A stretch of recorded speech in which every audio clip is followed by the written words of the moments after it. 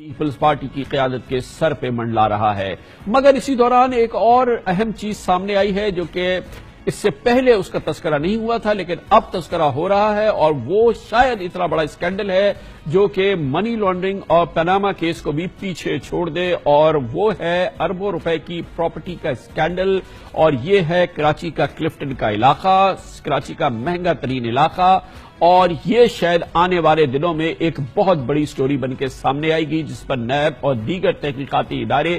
فی الحال خاموش تحقیقات کر رہے ہیں، اور یہ وہی تحقیقات ادارے ہیں جنہوں نے کہ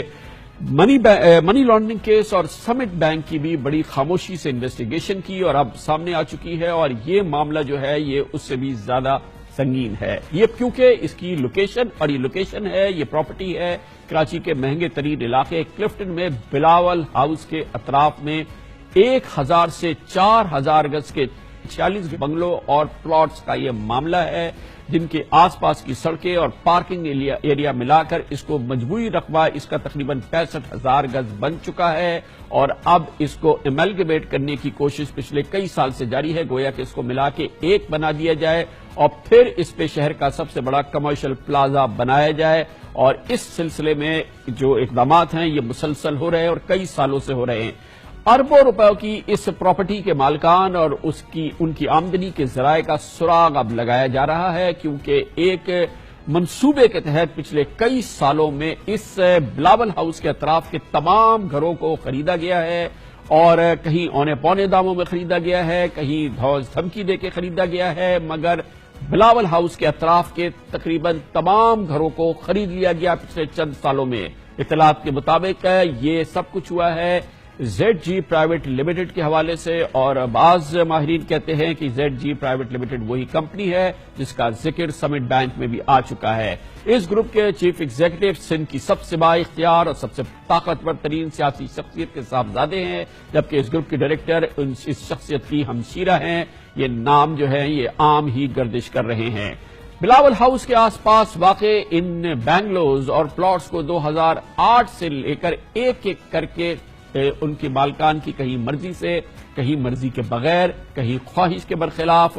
اپنی شرائط پر زبردستی خریدا گیا ہے یا خریدا گیا ہے، اور اب ان کو جیسے میں نے پہلے بتایا یکجا کیا جا رہا ہے کنسالیڈیشن کے لیے کہ ان کو ایک جگہ کر دیا جائے تاکہ ایک بہت بڑا یہاں پہ کمپلیکس بن سکے، مگر اس کے لیے قوانین، قواعد و ضوابط کی حوالے سے اس حوالے سے خبر یہ ہے کہ ان کی سنگین خلاف ورزیاں کی گئی ہیں۔ گویا کہ ایک جانب یہ میسو پرچیز بلاول ہاؤس کے اطراف میں درجنوں گھروں کی اور مالکوں کی کو ان کے گھروں سے نکلنا پڑا، یہ پراپرٹیز بیچنی پڑی، جس انداز سے بیچنی پڑی، یہ 46 گھروں کی 46 کہانیاں ہیں۔ جب یہ کھلیں گی تو پھر پتہ چلے گا کہ کس طریقے سے ایک ایک گھر کے مالک کو کس طریقے سے اس کو اپنی پراپرٹی یا اپنا بنگلہ بیچنے پہ مجبور کیا گیا، کس طریقے سے اس کو اپروچ کیا گیا، اور کیسے اس نے یہ 40 مالکان نے 40 گھر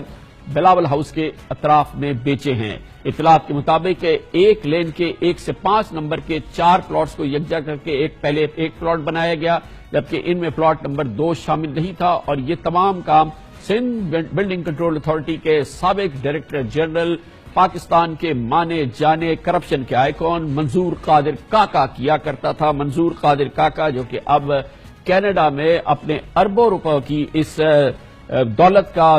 زبردست مزے اڑا رہا ہے۔ پاکستان میں ایک نیب کا ریفرنس اس کے خلاف ہے، وہ ان تمام کہانیوں کا مرکزی کردار تھا، ایک ریفرنس اس کے خلاف دائر ہو چکا ہے، اور ان بے ضابطگیوں کے جو شواہد ہیں جو ان پلاٹس کے حوالے سے جو کچھ ہوا ہے وہ اب قانون نافذ کرنے والے ادارے جمع کر رہے ہیں، انہوں نے کچھ جمع بھی کر لیے ہیں۔ اس سلسلے میں 15 جون 2015 کو آپ کو یاد ہوگا رینجرز نے سندھ بلڈنگ کنٹرول اتھارٹی کے دفتر پر چھاپہ مار کر ریکارڈ تحویل میں لیا تھا، اس کے اگلے ہی دن اینٹ سے اینٹ بجانے کی بازگشت سنائی دی گئی تھی، لیکن اب وہ بات بہت آگے بڑھ گئی ہے، اور اب یہ تمام معاملات جو ہیں وہ زیر تفتیش ہے۔ یہ بہت اہم معاملہ ہے، پاکستان کی سب سے مہنگی ترین پراپرٹی ہے، یہ پچھلے 10 سالوں میں خریدی گئی ہے، جس انداز سے خریدی گئی ہے،